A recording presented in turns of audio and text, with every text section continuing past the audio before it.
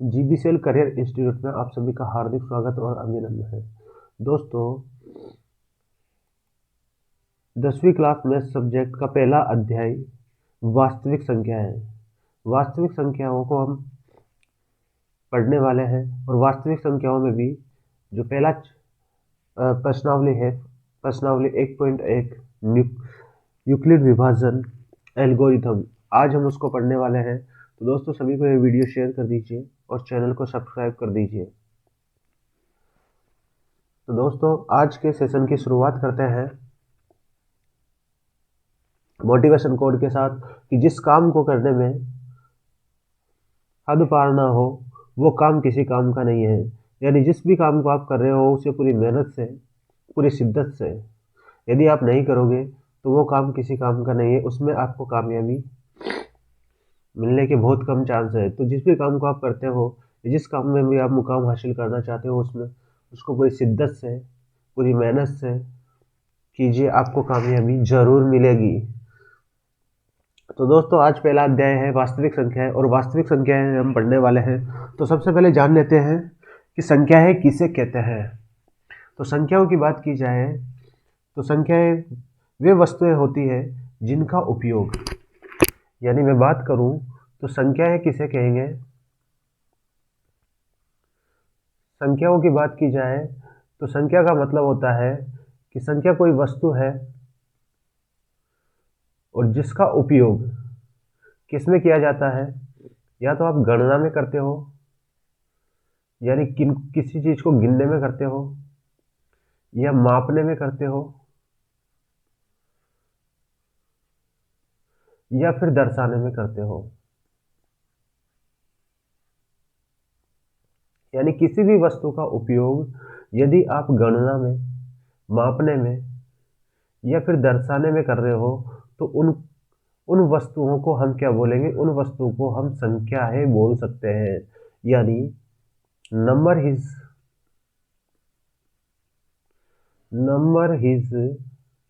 Object used to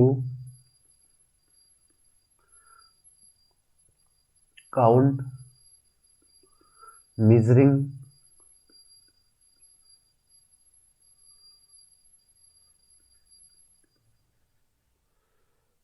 and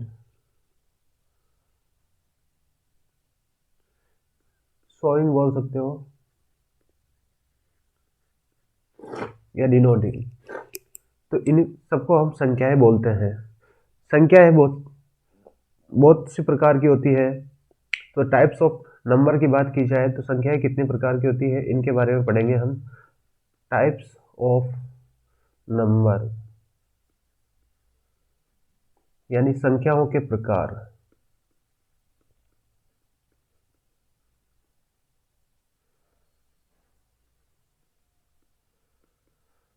संख्याएं कितने प्रकार की होती है, संख्याओं की अपनी परिभाषा समझ ली है कि संख्या किसे कहेंगे कि ये संख्या कोई भी वस्तु है जिसका उपयोग यदि हम गणना में कर रहे हैं, मापने में कर रहे हैं या दर्शाने में कर रहे हैं तो उस वस्तु को हम संख्या बोलेंगे। और संख्याएं कितने प्रकार की होती है, तो ये सारी की सारी संख्याओं के प्रकार के बारे में हम जानने वाले हैं।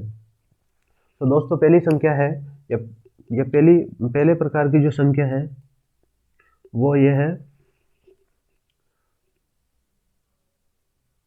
फर्स्ट ऑफ ऑल प्राकृतिक संख्या। आपने नाम सुना होगा प्राकृतिक संख्या।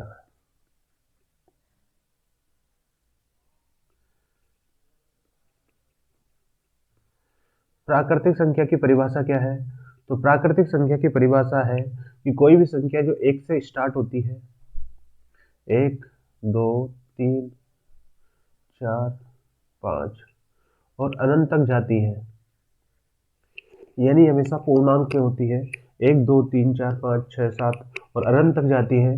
तो इस तरह की संख्याओं को हम प्राकृत संख्या बोलते हैं। और जो प्राकृत संख्या का समुच्चय है, तो समुच्चय को किस तरह के से लिखा जाता है, समुच्चय को हमेशा मझले कोष्ठक में लिखा जाता है और प्राकृत संख्या के समुच्चय को n से डिनोट किया जाता है। तो n बराबर लिख सकते हैं हम कि कोई भी संख्या एक से स्टार्ट हो रही है, 1, 2, 3, 4, 5 और कहाँ तक जा रही है, तो ये जा रही है अनंत तक। तो इस प्रकार की संख्या को हम क्या बोलेंगे? प्राकृत संख्या बोलेंगे। दोस्तों, इस सभी को जो मैं पढ़ा रहा हूँ या बोर्ड पे लिख रहा हूँ, इन सबको आप नोट कर लीजिएगा अपने पेन पेपर में। जो भी आप नई कॉपी बना रहे हो उस सब में नोट कर लीजिए, ये आपके काम आएगी। ये आपके सिलेबस में नहीं है, पर नॉलेज के पॉइंट ऑफ व्यू से आगे चल के आपको काम आएगी। दूसरी तरह की संख्या होती है पूर्णांक संख्याएं।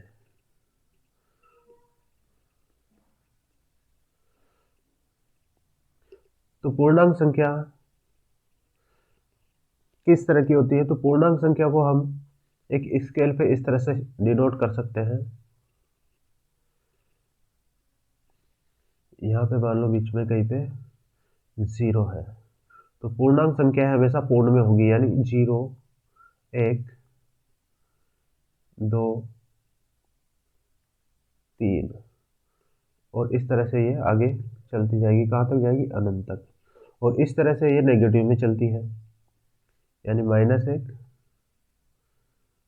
-2,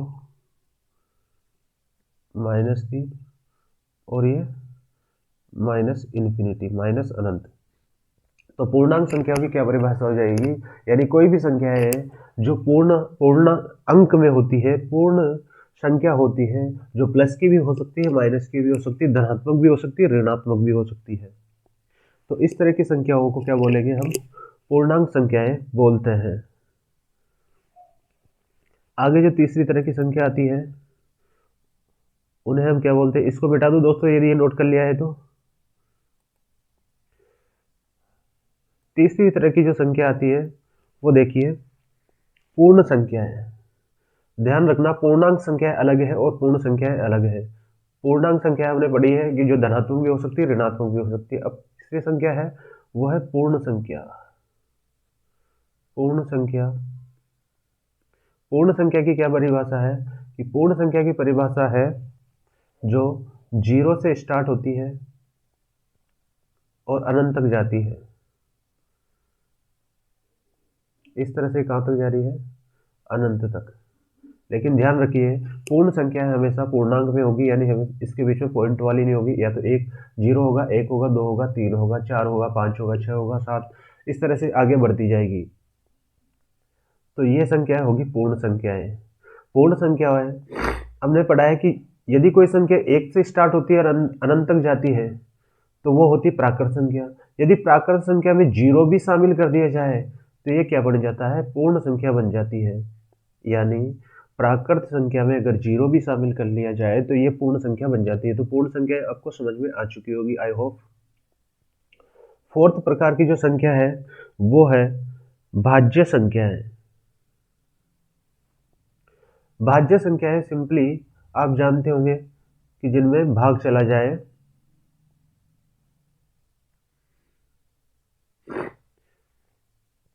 यानी एक और स्वयं के अलावा किसी और दूसरी संख्या का भी अगर उसमें भाग चला जाए तो उसको बोलते हैं भाज्य संख्याएं। जिस तरह से 4 हो गया, 6 हो गया, 8 हो गया, तो ऐसे भाज्य संख्याएं बहुत सारी हो सकती है। 10 हो गया। यानी भाज्य संख्या की जो परिभाषा होगी वो क्या होगी? यानी एक और स्वयं के अलावा, एक और स्वयं के अलावा किसी अन्य संख्या का भी उनमें भाग चला जाता है तो उस प्रकार की संख्या को बोलते हैं भाज्य संख्याएं। पांचवी प्रकार की संख्याएं होगी वो हो जाएगी अभाज्य संख्या। अभाज्य संख्या। और अभाज्य संख्या की परिभाषा क्या हो जाएगी? अभाज्य संख्या की परिभाषा यह है मेरे साथियों कि अभाज्य संख्या या तो एक से विभाजित होती है या फिर स्वयं से विभाजित होती है। यानी या तो एक से विभाजित होगी या स्वयं से विभाजित होगी। यानी इस प्रकार की संख्या में या तो एक का भाग जाएगा या खुद उसी संख्या का भाग जाएगा जो वो संख्या है। जैसे 2, 3, 5, 7, 11, 13, 17, 19, 23, इस तरह से बहुत सारी हो सकती है अभाज्य संख्याएं। अब आप यहाँ पे देख सकते हो कि 2 में या तो 1 का भाग जाएगा या स्वयं 2 का जाएगा। 3 की बात की जाए तो 3 में या तो 3 का भाग जाएगा या फिर 1 का भाग जाएगा। 5 की बात की जाए तो 5 में या तो 1 का भाग जाएगा या स्वयं 5 का भाग जाएगा। तो इस तरह की संख्याओं को अभाज्य संख्या बोला जाता है। यानी अभाज्य संख्या की परिभाषा क्या होगी कि ऐसी संख्याएं जिनमें या तो 1 का भाग जाता है या स्वयं उसी का भाग जाता है जो वो संख्या है, तो इस तरह की संख्या को अभाज्य संख्या बोला जाता है। अब यहाँ पे क्वेश्चन ये आ जाता है, कई बार एग्जामिनर पूछ लेता है कि सबसे छोटी अभाज्य संख्या क्या है, तो बहुत सारे कंफ्यूज होकर जवाब दे देते 3। तो 3 नहीं है दोस्तों, सबसे छोटी जो अभाज्य संख्या है, सबसे छोटी अभाज्य संख्या की बात की जाए तो सबसे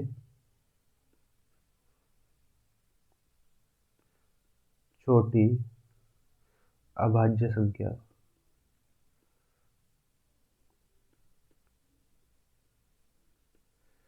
सबसे छोटी अभाज्य संख्या 2 है। और एक और क्वेश्चन बन सकता है कि सम अभाज्य संख्या कौन सी है, तो सम अभाज्य संख्या भी 2 ही है। सम अभाज्य संख्या भी क्या है,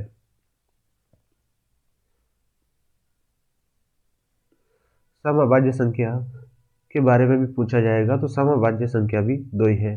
सम सम संख्या और विषम संख्या तो आप सब जानते होंगे कि सम संख्याएं वे होती है जिनमें 2 का भाग चला जाए पूरी पूरी बार, तो वो संख्या सम संख्या होगी। और विषम संख्या वो होगी जिनमें 2 का भाग पूरी पूरी बार नहीं जाता है, तो वे संख्या विषम संख्या होगी। 2 एक ऐसी संख्या है जिसमें दो में तो खुद का स्वयं का भाग जाएगा ही जाएगा, तो 2 क्या हो जाएगी, अभाज्य संख्या हो जाएगी। अब छठे प्रकार की जो संख्या आती है, अब उसके बारे में पढ़ लेते हैं। इन सबको बिठा देता हूँ दोस्तों, ये सब नोट कर लीजिएगा। 6 नंबर की जो संख्या है वो है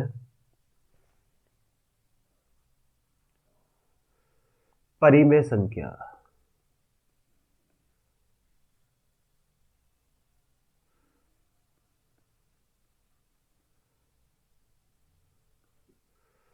तो परिमेय संख्या की परिभाषा क्या है कि परिमेय संख्या की परिभाषा है कि किसी भी संख्या को p बटा q के रूप में लिखा जा सकता है, तो वो सभी संख्याएं क्या हो जाएगी, परिमेय संख्या हो जाएगी। यानी सभी संख्याएं जिनको p बटा q के रूप में लिखा जा सकता है, उन संख्याओं को परिमेय संख्या बोलते हैं, जहां पर q की वैल्यू 0 नहीं होनी चाहिए। जैसे अंडर रूट 4 हो गया, 5/7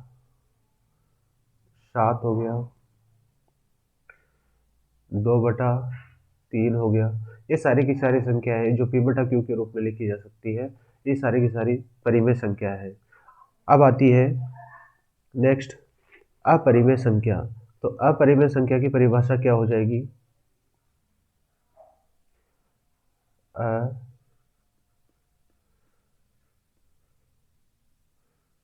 अपरिमेय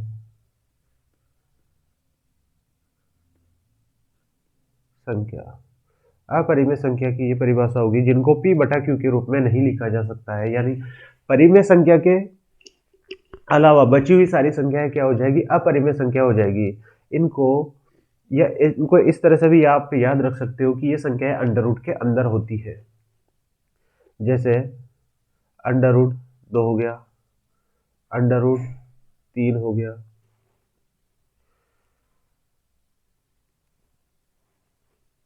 अंडर रूट 11 हो गया, अंडर रूट 13 हो गया। तो ये सारी की सारी संख्याएं क्या हो जाएगी, अपरिमेय संख्या हो जाएगी। तो दोस्तों ये इस तरह संख्याएं हैं, कुछ संख्याएं जो हमने पढ़ी है और आगे चल के आपको काम आएगी। अब हम पढ़ रहे हैं वास्तविक संख्या, तो यहाँ पे जानेंगे कि वास्तविक संख्या की परिभाषा क्या है। तो दोस्तों वास्तविक संख्या की परिभाषा देख लेते हैं। 8वें नंबर पर लिखते हैं हम वास्तविक संख्या।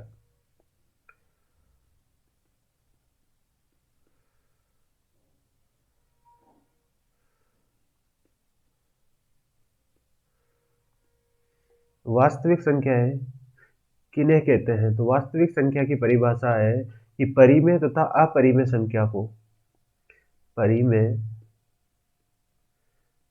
तथा अपरिमेय संख्या को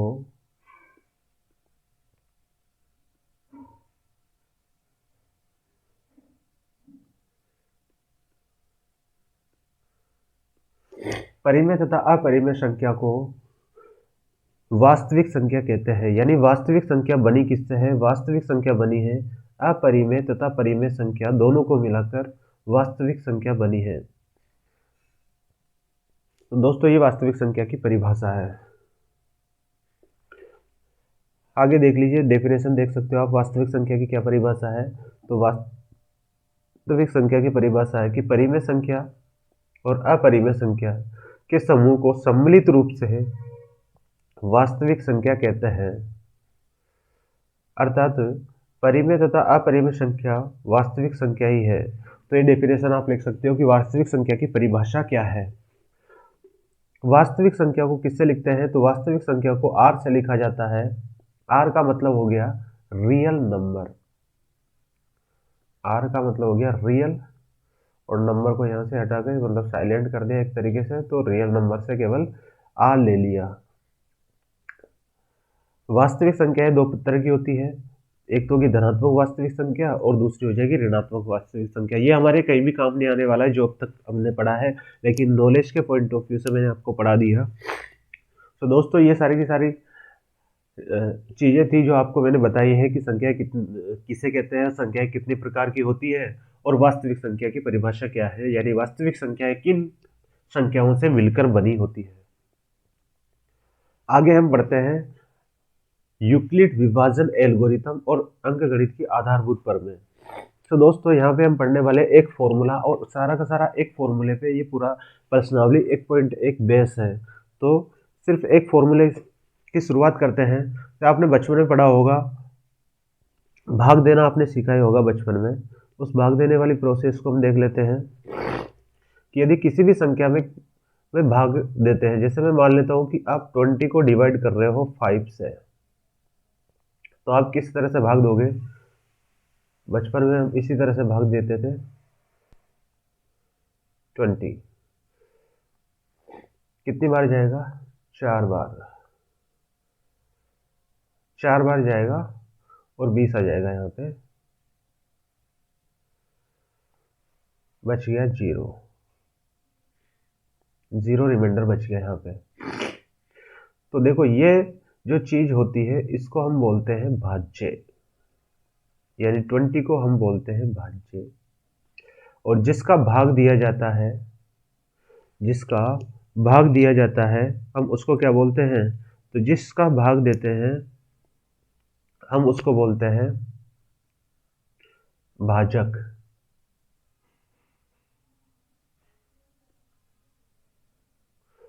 और जितनी बार भाग जाता है उसको बोलते हैं भागफल।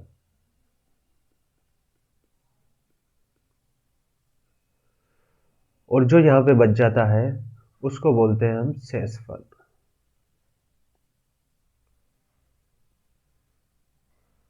उसको बोलेंगे हम शेषफल। तो इन चारों चीजों में आपने एक संबंध पढ़ा होगा। तो उस संबंध को किस तरह से परिभाषित किया जाता है? तो फॉर्मूला क्या लिखोगे आप? भाज्य बराबर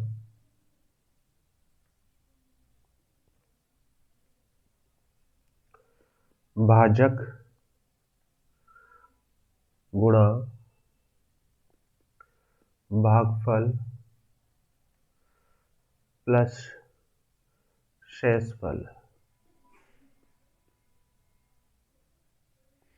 ये फॉर्मूला आपने बचपन में पढ़ा होगा, छोटी क्लास में पढ़ा होगा। और ये सारा की सारी जो प्रश्नावली है वो सिर्फ इसी फॉर्मूले पे बेस है। यानी अब आपको केवल ये फॉर्मूला याद रखना है कि भाज्य बराबर का क्या होगा? भाज्य बराबर होगा भाजक गुणा भागफल प्लस शेषफल। तो ये फॉर्मूला है और सारी की सारी प्रश्नावली इसी पर बेस है। तो दोस्तों देखते हैं कि आपको कोई भी दो नंबर दिए जाएंगे और आप उसको क्या इसमें और समझ सकते हैं कि यहाँ पे जो शेषफल की वैल्यू है, जो शेषफल का मान रहेगा वो आप समझ सकते हो कि शेषफल की वैल्यू रहेगी वो हमेशा 5 से कम रहेगी। 5 क्या है, भाजक है यहाँ पे, जो यहाँ पे है 5 क्या है, भाजक है। तो इस शेषफल की वैल्यू रहेगी वो हमेशा क्या रहेगी, 5 से कम रहेगी, 5 के बराबर भी नहीं हो सकती है। और शेषफल देखो यहाँ पे शेषफल क्या था, 0 था, तो शेषफल की मिनिमम वैल्यू कितनी हो सकती है, शेषफल की मिनिमम वैल्यू हो सकती है 0, या तो शेषफल 0 रहेगा या फिर 0 से बड़ा रहेगा। तो हम बोल सकते हैं कि जो शेषफल होगा वो शेषफल की परास क्या हो जाएगी, शेषफल की परास हो जाएगी कि शेषफल 0 के बराबर या 0 से बड़ा होगा और भाजक से छोटा होगा, भाजक से क्या होगा, छोटा होगा। तो इस शेषफल की रेंज आ गई, शेषफल की परास आ गई है। आगे देखते हैं। तो आपको यूक्लिड विभाजन प्रेमिका किस तरह से परिभाषित करनी है, तो हम यहां पढ़ने वाले हैं यूक्लिड विभाजन प्रेमिका। यूक्लिड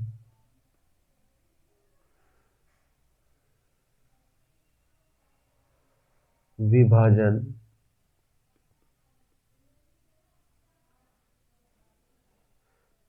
प्रेमिका।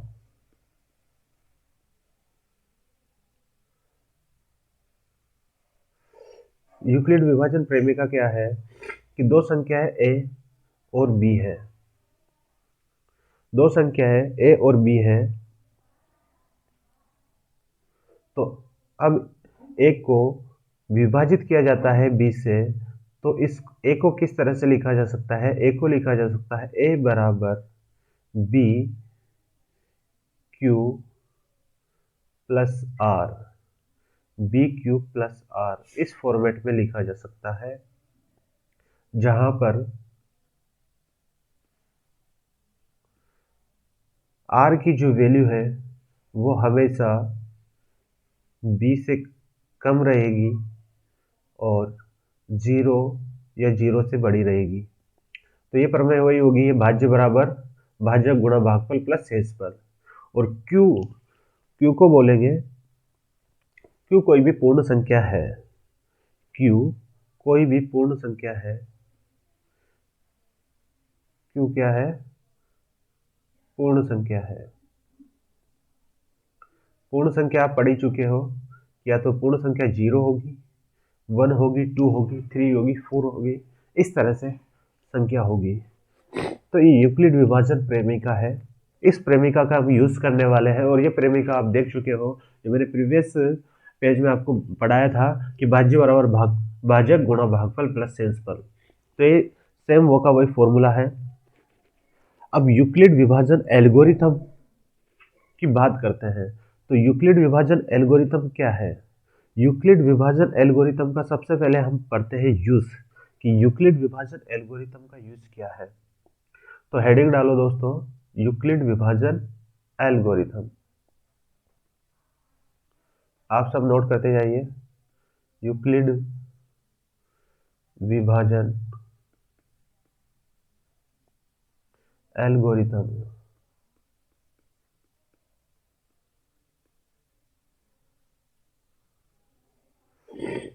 तो इसका अनुप्रयोग पढ़ते हैं। अनुप्रयोग क्या है इसका, इसका अनुप्रयोग है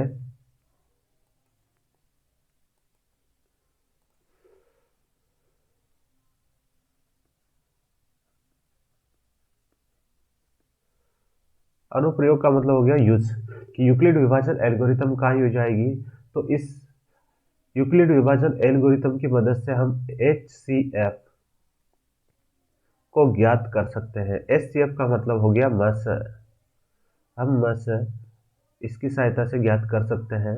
अब मस इसकी सहायता से कैसे ज्ञात करेंगे, कि किन्हीं भी दो संख्याएं दी जाएगी, उस बड़ी संख्या में छोटी संख्या का भाग दिया जाएगा, यानी एक संख्या का दूसरी संख्या में डिवाइड किया जाएगा। और डिवाइडेशन तब तक किया जाएगा जब तक कि r का मान यानी शेषफल का मान 0 नहीं आ जाता।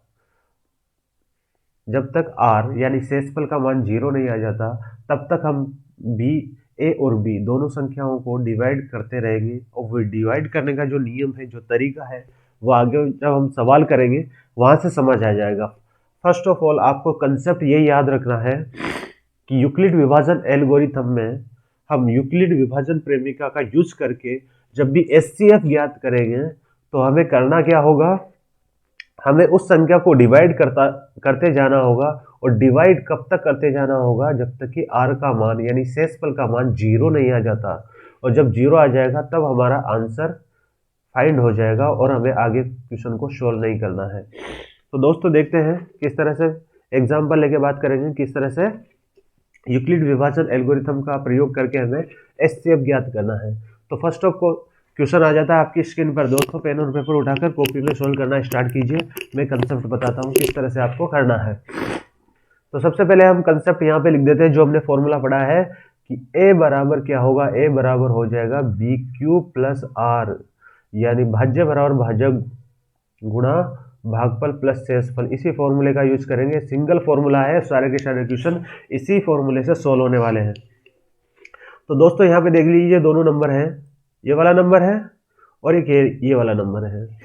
तो आप इन दोनों नंबर को देखकर पहचान सकते हो कि ये 12,576 बड़ा है 4,052 से। तो हम क्या करेंगे, 12,576 में भाग देंगे किसका, 4052 का, 4052 का। तो 4052 का कितनी बार भाग चला जाएगा, आप इस साइड में भाग दे लीजिए कितनी बार भाग जाता है। तो मैं क्वेश्चन को यहाँ सोल्व करता हूँ।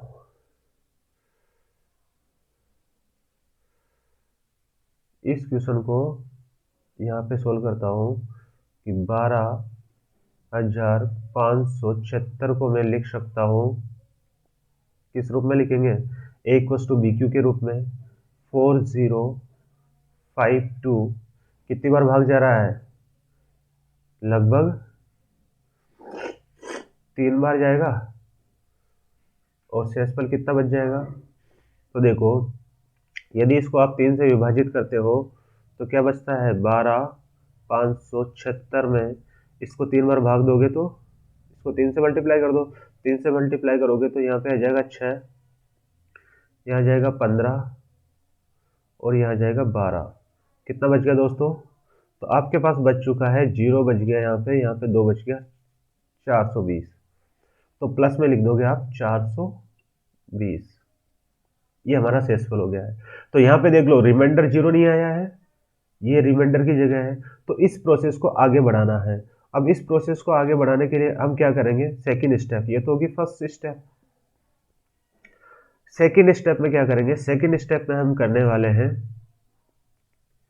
कि इस रिमाइंडर को, इसी रिमाइंडर को भाजक की तरह काम में लेंगे। अब मैं लिखूंगा 40, जो हमारा पहला भाजक था वो भाजक था, वो अब भाज्य बन चुका है। 52 को किस तरह से लिखूंगा, 420 का इसमें भाग लगाएंगे, यानी जो शेषफल बचेगा उसका भाग लगाएंगे। अब ये कितनी बार भाग जाएगा 420 का, 4052 में, 4052 में कितनी बार भाग चला जाएगा, लगभग 9 बार चला जाएगा। तो देखो इस संख्या को 9 से गुणा कर लीजिए दोस्तों, 9 से गुणा करेंगे तो 9 आ जाएगा और 9 दूनी 18, हासिल का 1 हो जाएगा, 9 चौक 36 और 1 37। देखो ये 3789 हो गया। अब इसको सब्ट्रैक्ट करना है अपन को किसमें से, 4052 में से। 4052 में से 3789 को घटाना है तो क्या बच जाएगा, 3 बच जाएगा। यहाँ पे हो गया 14, 14 में से 8 गया तो 6 बच जाएगा। और यहाँ हो गया 9, 9 में से 7 जाएगा तो 2 बच जाएगा, 263 आ गया। यानी प्लस का रिमाइंडर कितना आ गया, प्लस का रिमाइंडर आ गया है 263। अब वही प्रोसेस करेंगे, थर्ड स्टेप में क्या करेंगे, वापस सेम जो शेषफल जो भाजक था उसको भाज्य की तरह काम में लेंगे। 420 भाज्य हो गया है और भाजक की तरह कितना हो गया, 263। कितनी बार भाग जाएगा, एक ही बार जाएगा सर, एक बार। प्लस 263 को 420 में से घटाएंगे तो कितना बचेगा, यहाँ पे बच जाएगा 7 और यहाँ पे हो गया 11, तो यहाँ हो जाएगा 5 और यहाँ बच जाएगा 1। अब जो फोर्थ स्टेप आ गई है, इस फोर्थ स्टेप में वही प्रोसेस करने वाले हैं कि 263 को हम यूज करने वाले हैं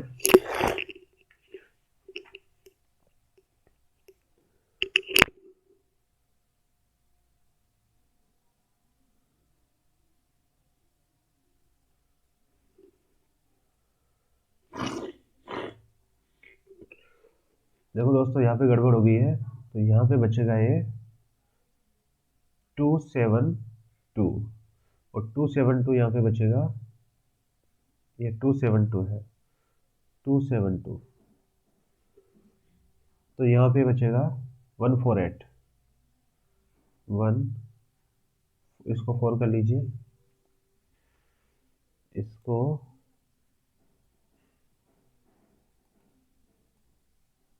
इसको 4 कर लीजिए, देखो मिटा देते हैं,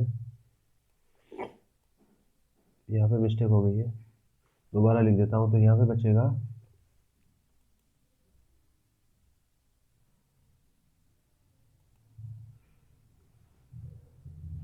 272 बचेगा, यहाँ पे सब्ट्रैक्ट करने में कुछ गड़बड़ हुई है, तो दोस्तों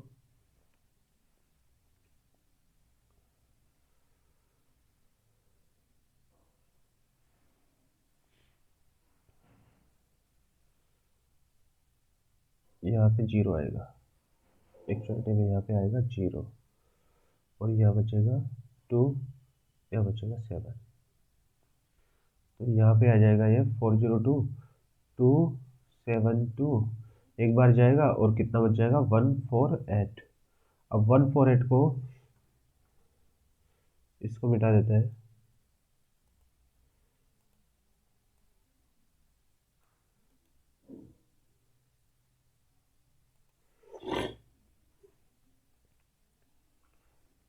अब हम करेंगे 272 को एज ए भाज्य की तरह काम में लेंगे, 272 भाज्य की तरह हो गया और इसमें भाग लगाएंगे 148 का, कितनी बार जाएगा भाग, ये भाग जाने वाला है एक बार, और शेषफल कितना बचेगा, 148 को 272 में से घटा दो, तो 148 को 272 में से घटाओगे तो यह बच जाएगा 4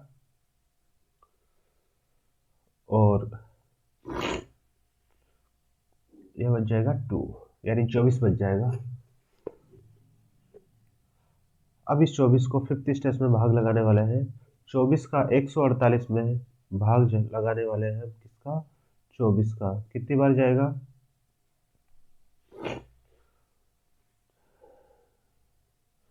24 का भाग चला जाएगा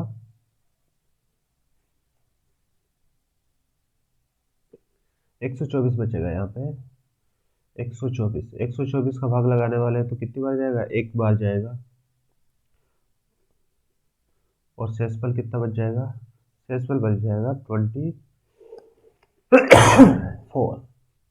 अब स्टेज नंबर 6 में देखिए कि 124 में भाग लगाएंगे 24 का, तो कितनी बार चला जाएगा, 5 बार, 24 पंजे 120, 4 शेष बच जाएंगे। स्टेज नंबर 7 में आ जाए, एक बार धीरे धीरे कंसेप्ट को समझिए, कंसेप्ट को जब एक बार आप कंसेप्ट समझ जाओगे तो फिर ये क्वेश्चन आप चुटकी में वैसे हल कर दोगे। तो सबसे पहले आपको यहाँ पे कंसेप्ट समझना है। अब 24 हो गया अपना भाज्य और भाग जाएगा 4 का, तो कितनी बार चला जाएगा मेरे दोस्तों, 4 का भाग चला जाएगा 6 बार, और यहाँ पे शेषफल आ गया फाइनली 0। तो मेरे दोस्तों जो यहाँ पे ये 4 बचा है, ये 4 क्या हो गया, ये 4 आपने एक भाजक की तरह काम में लिया था और यही भाजक क्या बन गया आपका HCF। तो इस जो संख्या आपको दी गई थी क्वेश्चन में, इस संख्या का HCF क्या निकल के आया है, इस संख्या का HCF निकल के आ गया 4। तो ये सारी की सारी प्रोसेस थी, ये क्या थी, यूक्लिड विभाजन एल्गोरिथम का प्रयोग करके HCF ज्ञात करना था। तो अब सबसे बड़ी गजब की चीज क्या है वो मैं आपको इस क्वेश्चन में बताने वाला हूं। तो देखिए मेरे साथियों,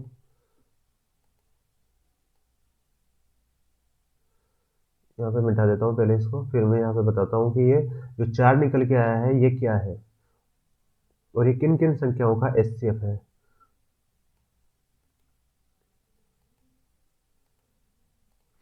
जो 4 निकल के आया है एचसीएफ वरना केवल 4052 और 12576 का एचसीएफ है।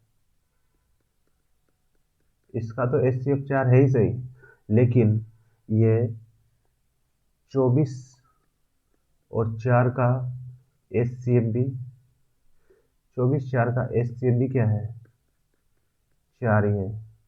और आप समझ सकते हो कि 124 और 24 जो कहाँ से निकल के आया था, जो यहाँ से निकल के आया था ये कि 124 और 24 ये दो भी तो एक संख्या ही है, तो इसका जो एचसीएफ होगा इसका एचसीएफ भी 4 ही होगा।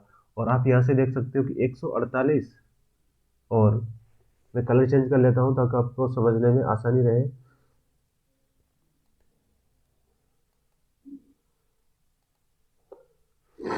इस 148 और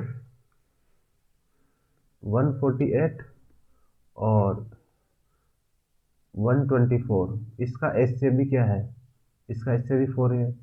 दूसरी चीज 272 और 148 ये दो भी तो एक संख्या है जो हमने भाज्य बराबर भाजक गुणा भागफल प्लस शेषफल के रूप में लिखा है। इस संख्या को आगे चल के 0 तक ले गए तो इस संख्या का शेषफल भी क्या आया है, 0 आया है। तो 272 और 148 इस संख्या का एचसीएफ भी क्या है, इस संख्या का एचसीएफ भी 4 है। और 402 272 इस संख्या का एचसीएफ भी क्या है, इस संख्या का एचसीएफ भी 4 है। और फाइनली हमने 4052 और 12576 का एचसीएफ तो निकाल लिया है, 4 है। तो आपने न केवल 4052 और 12576 का एचसीएफ ज्ञात किया है, बाकी इन तमाम संख्याओं का एचसीएफ भी आपने इस विधि से ज्ञात कर लिया है। तो दोस्तों ये पूरा का पूरा कंसेप्ट था, आपने इस सवाल में अपना पूरा कंसेप्ट आई होप पूरा समझ में आ गया होगा, पूरी की पूरी प्रोसेस की किस तरह से आपको करना है। तो आप नेक्स्ट क्वेश्चन आप कर पाओगे। तो नेक्स्ट क्वेश्चन को और समझने का प्रयास करते हैं। ये दूसरे टाइप का क्वेश्चन है, ये फर्स्ट टाइप का क्वेश्चन हो चुका है। आई होप ये पूरा का पूरा क्वेश्चन समझ में आ गया होगा। आगे हम प्रैक्टिस करेंगे प्रश्नावली के क्वेश्चन, तो वहां पे वो समझाऊंगा। दर्शाए कि प्रत्येक धन पूर्णांक सम पूर्णांक 2q के रूप का होगा और तथा प्रत्येक धनात्मक विषम पूर्णांक 2q प्लस 1 के रूप का होगा जहाँ q कोई भी पूर्णांक है। तो ये क्वेश्चन हम करने की कोशिश करते हैं। तो यहां से देख लीजिए कि a कोई भी धनात्मक पूर्णांक है। इस क्वेश्चन को जो सॉल्व करने का तरीका है, या इस टाइप के जितने भी क्वेश्चन आएंगे उन सबको सॉल्व करने का तरीका रहेगा वो सेम वही रहेगा जो हमने कंसेप्ट पढ़ा है। तो यहाँ पे मान लेते हैं कि माना a कोई a पूर्णांक है, a पूर्णांक है, ये हमने मान लिया है अपनी तरफ से। तो यहाँ पे आप देख सकते हो कि यदि हम इस a को BQ प्लस R के रूप में लिखूंगा तो ये 2q से संख्या दिख रही है, यहाँ पे b की वैल्यू कितनी दिख रही है, b की वैल्यू दिख रही है मुझे 2। तो b की वैल्यू क्या नजर आ रही है, 2 नजर आ रही है। तो यूक्लिड विभाजन एल्गोरिथम का प्रयोग करके अब इसको ज्ञात कर सकते हैं। और यहाँ पे जो r की वैल्यू नजर आ रही है वो आ रही है 0।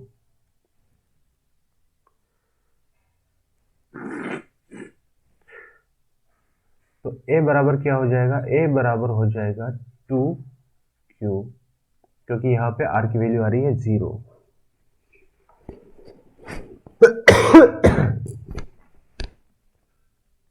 लेकिन हम ये भी देख सकते हैं कि जो ये r का मान रहेगा, या मैं इसको इस तरह से लिखूं कि a बराबर b की वैल्यू है 2q, टू, तो 2q प्लस r होगा। और जो r की वैल्यू है वो या तो 0 होगी या 1 होगी। तो यदि मैं केस एक बना दूं, यदि r बराबर 0 तो a बराबर क्या हो जाएगा, 2q हो जाएगा। और केस 2 बन जाएगा यदि r बराबर 1 तो a बराबर क्या हो जाएगा, a बराबर हो जाएगा 2q प्लस 1। अब आप केस 1 और केस 2 को देखकर लगा सकते हो कि जो a है वो यहां से तो नजर आ रहा है कि a है वो क्या है, समपूर्णांक है, क्योंकि हम समपूर्णांक को तो जानते ही हैं। किसी भी संख्या को आप 2 से मल्टीप्लाई करोगे तो वो सम संख्या ही मिलेगी। और सम संख्या में देखो 2q क्या है, सम संख्या है, और सम संख्या में एक जोड़ दोगे तो ये हमेशा क्या मिलेगा, विषम पूर्णांक मिलेगा। और पूर्णांक इसलिए कह पा रहा हूं क्योंकि q क्या है, पूर्णांक है, और पूर्णांक को पूर्णांक से मल्टीप्लाई करोगे तो पूर्णांक ही आएगा। और पूर्णांक में यदि आप पूर्णांक ही जोड़ोगे तो भी हमको पूर्णांक ही मिलेगा। तो यहाँ पे 2q प्लस 1 विषम पूर्णांक है और 2q समपूर्णांक है। तो ये यहाँ से सिद्ध हो जाता है, अतः सिद्ध है कि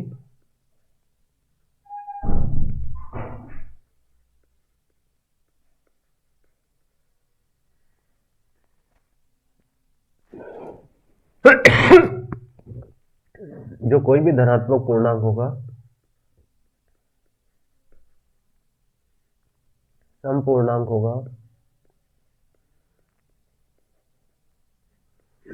वो 2q के रूप का होगा।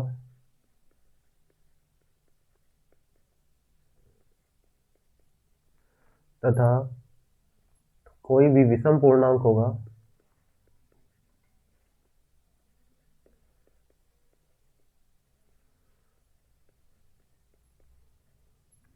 वह 2q प्लस 1 रूप का होगा।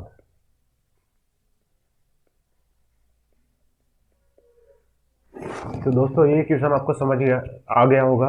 यदि इसमें कोई डाउट हो तो आप कमेंट बॉक्स में लिखिएगा, मैं इसको दोबारा एक्सप्लेन करूँगा कई और जगह अगले वीडियो में, या जो भी आप मुझे उचित लगेगा वहाँ पे मैं इसको समझाने की कोशिश करूँगा।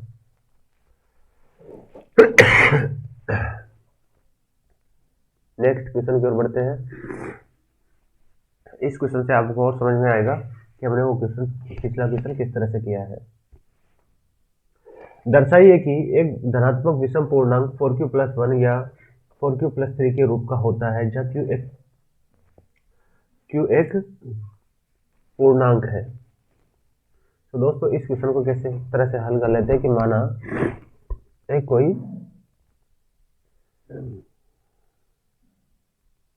पूर्णांक है, मान लेते हैं यहाँ पे माना ए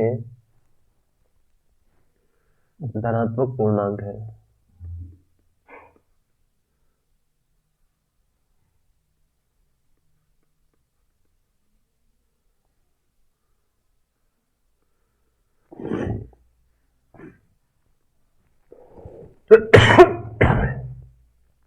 अब हम उसी फॉर्मूले को याद करते हैं कि a equals to b q plus r. हमने केवल यही फॉर्मूला पढ़ा है और मैं हर जगह आपको ये फॉर्मूला लिखा के सारे क्वेश्चन सोल्व कराऊंगा। ये a है। अब आप ये फॉर्मूला साइड में रखिए। अब क्वेश्चन को किस तरह से करोगे, माना एक धनात्मक पूर्णांक है तो a को क्या लिख सकते हैं, यहाँ पे b की जगह आपको 4 नजर आ रहा होगा। देखो b की जगह 4 नजर आ रहा होगा और q है और r की जगह 1 नजर आ रहा है। तो मैं इसको लिख सकता हूँ a इक्वल्स टू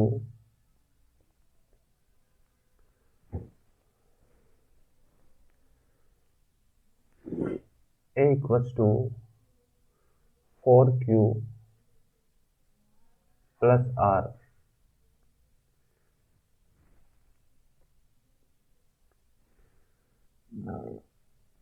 यहाँ पे आप लिख सकते हो यूक्लिड विभाजन एल्गोरिथम का उपयोग करके। यूक्लिड विभाजन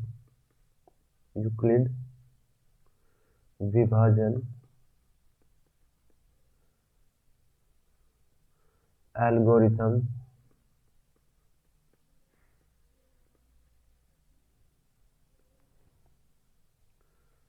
के द्वारा, ये लिख के आप तीसरी लाइन ये लिख दीजिएगा। अब यहाँ पे जहाँ r का मान दर्शा दीजिए कि r का मान या तो 4 से छोटा होगा या 0 के बराबर होगा, 0 से बड़ा होगा या 0 के बराबर होगा। अब यहाँ पे केस बना दीजिए कि केस 1 में क्या होगा। केस 1 बन जाएगा कि यदि r बराबर हो गया 0, तो r बराबर 0 होते a बराबर क्या हो जाएगा, a बराबर हो जाएगा 4q, a बराबर हो जाएगा 4q। और 4q से हमें पता चलता है कि a क्या है 4q, यानी 4 को, और q क्या है, q एक पूर्णांक है। किसी भी पूर्णांक को 4 से मल्टीप्लाई करोगे तो ये आएगा हमेशा सम संख्या है, जो कि एक सम संख्या है, जो कि एक सम संख्या है।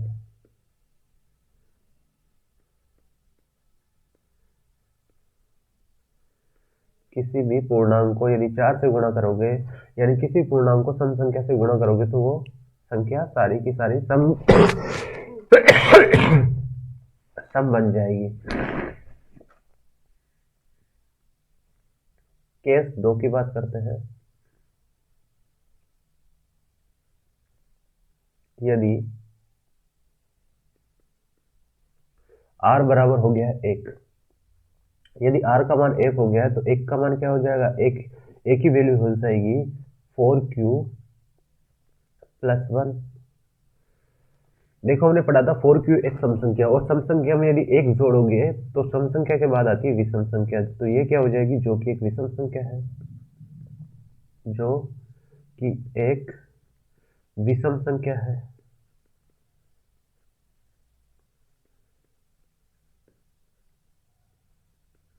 आपको ये क्वेश्चन सिंपली एग्जाम में सिर्फ ऐसे कैसे करना है, आपको पूरे में से पूरे मार्क्स मिलेंगे। केस 3, यदि r की वैल्यू हो जाती है 2, तो a की वैल्यू क्या हो जाएगी, a की वैल्यू हो जाएगी 4q प्लस 2। किसी भी सम संख्या, 4q क्या है, ये सम संख्या है, सम संख्या में 2 जोड़ोगे तो आपस में क्या मिलेगी, सम संख्या है, तो जो कि एक सम संख्या है।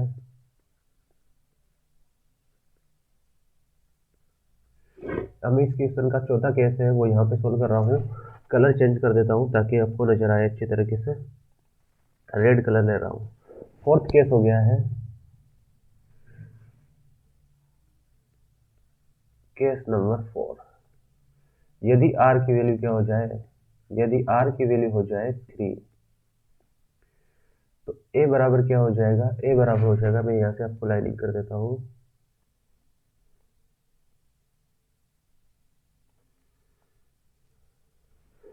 a की वैल्यू क्या हो जाएगी 4q प्लस 3। यह है सम संख्या, और सम संख्या में यदि आप 3 जोड़ोगे तो क्या मिलेगी, विषम संख्या, तो जो कि एक विषम संख्या है।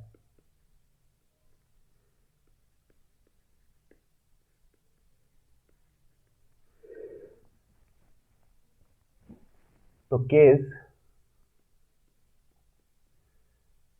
सेकंड एंड केस 4 से स्पष्ट हो गया, क्या स्पष्ट हो गया केस, कि धनात्मक विषम पूर्णांक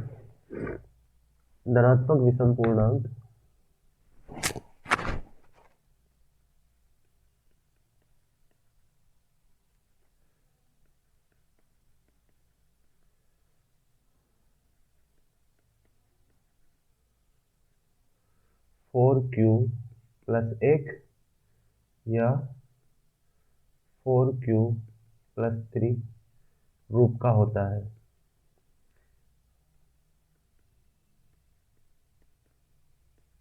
यह आप लिख लीजिए।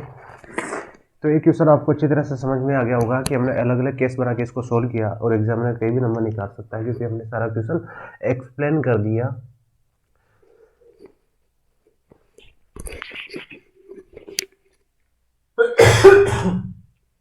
तो दोस्तों यदि आपको इस क्वेश्चन में डाउट हो या बहुत सारों को समझ में नहीं आया हो कि सम संख्या किस तरह से ज्ञात की जा रही है, हमें तो अंदाजा ही नहीं लग रहा कि किस में क्या जोड़े कि वो सम संख्या बन जाए और किस संख्या में क्या जोड़े कि वो विषम संख्या बन जाए। सम संख्या की परिभाषा क्या है, विषम संख्या की परिभाषा क्या है, ये तो हमें पता ही नहीं है। तो वीडियो के कमेंट बॉक्स में लिख दीजिएगा और मैं एक वीडियो अलग से बना दूंगा जिसमें केवल सम संख्या विषम संख्या के बारे में डिटेल में बात की जाएगी और आपको सम और विषम संख्या के बारे में एकदम डिटेल में डीपली सारी चीज़ें बता दूंगा और आप कभी नहीं भूलोगे। तो दोस्तों ये क्वेश्चन आपको समझ में आ गया होगा। एक नेक्स्ट क्वेश्चन की ओर बढ़ते हैं। एक मिठाई विक्रेता के पास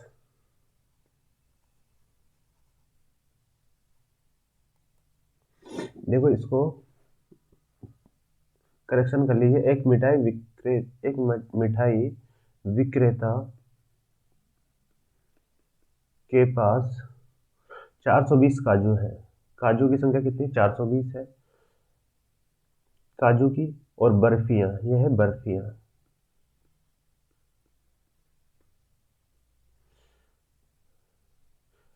काजू की बर्फियां है 420 और 130 है बादाम की बर्फियां। तो वह इनकी ऐसी, ये क्वेश्चन यहाँ से कट चुका है तो इस क्वेश्चन को पूरा लिखा देता हूँ। इतनी कितनी ढेरियां बनाना चाहे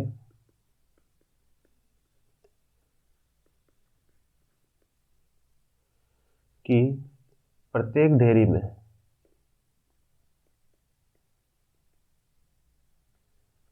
बर्फियों की संख्या क्या रहे,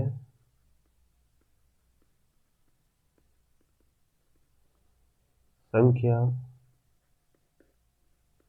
समान रहे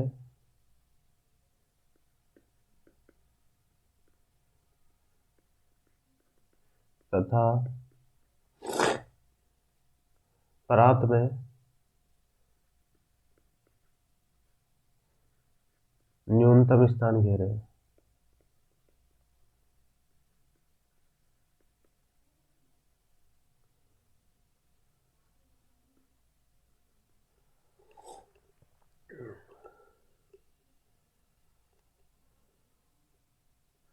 तो ये क्वेश्चन था। अब इस क्वेश्चन को किस तरह से हम करेंगे।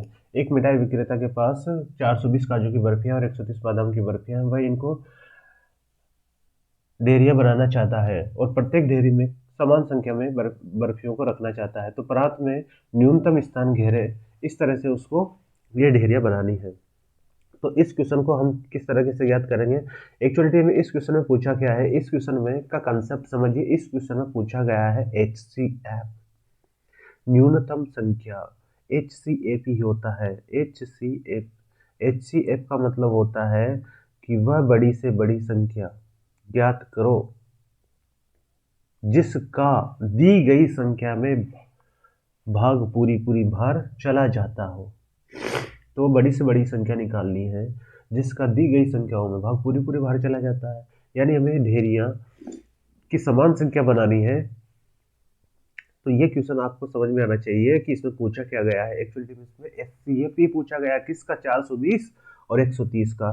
तो हमें किसका HCF निकालना है दोस्तों, 420 का और 130 का HCF ही निकालना है। तो हम क्या करेंगे, यूक्लिड विभाजन। अब क्वेश्चन यहाँ से सोल्व होगा, आपको सोल्व कैसे करना है ये तो मैंने आपको बताया था मेथड। यूक्लिड विभाजन एल्गोरिथम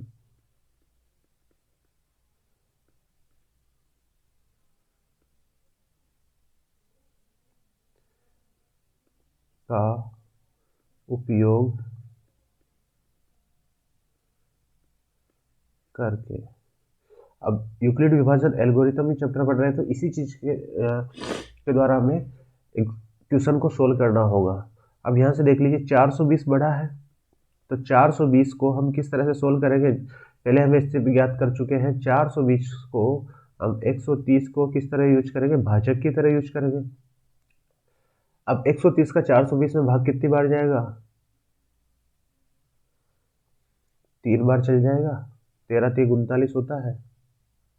देखो यहाँ पे मैं रफ वर्क कर देता हूँ, इधर कर देते हैं रफ वर्क, चलो यहाँ कर दे, पीछे कर देते हैं। 420 में 130 का भाग कितनी बार गया, 3 बार। 3 से मल्टीप्लाई किया, 13 3 39, बच गया 30। तो यहाँ पे 30 क्या बच गया है, भाग, शेषफल बच गया। अब इस शेषफल को वापस यूज करना है तो 130 को लिखूंगा मैं, 130 बराबर 30 गुणा, कितनी बार भाग जाएगा, 4 बार चल जाएगा। कितना बच जाएगा, 10 बच जाएगा। 4 3 120 हो गया। अब 30 को लिखेंगे, किस तरह से लिखेंगे, 10 गुणा 3 प्लस आर की वैल्यू आ गई 0। तो जहाँ पर आर की वैल्यू 0 आ जाए हमारा काम वहीं पे हो जाएगा। तो यहाँ पर इसका एचसीएफ क्या हो गया, इसका एचसीएफ हो गया है 10। 10 इस क्वेश्चन का एचसीएफ हो चुका है। तो यहाँ पे जो ढेरियों की संख्या ज्ञात कराई है, तो ढेरियों में बर्फियों की संख्या क्या हो जाएगी, ढेरियों में बर्फी की संख्या, बर्फियों की संख्या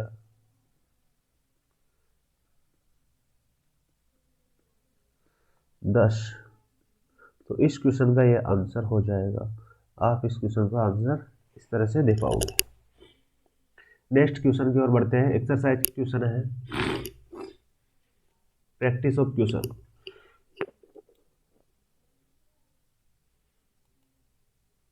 तो दोस्तों ये वीडियो आपको कैसा लगा, यदि पसंद आया हो तो लाइक और सब्सक्राइब कर दीजिए चैनल को। अब एक्सरसाइज के क्वेश्चन है वो हम नेक्स्ट वीडियो में करेंगे, क्योंकि ये वीडियो काफ़ी लंबा हो जाएगा इस हिसाब से। तो दोस्तों ये सारे के सारे जो कंसेप्ट आज हमने पढ़े हैं, आई होप आप अप्लाई कर पाओगे प्रश्नावली के क्वेश्चन पर, और आप घर बैठे प्रश्नावली के क्वेश्चन सोल्व करने की कोशिश कीजिए। बाकी सारे क्वेश्चन प्रश्नावली के मैं यहाँ पे सोल्व कराऊंगा इसी चैनल पर। तो दोस्तों अपने सभी फ्रेंडों को ये चैनल का लिंक शेयर कर दीजिए और चैनल को सब्सक्राइब कर दीजिए। जय हिंद दोस्तों, थैंक यू।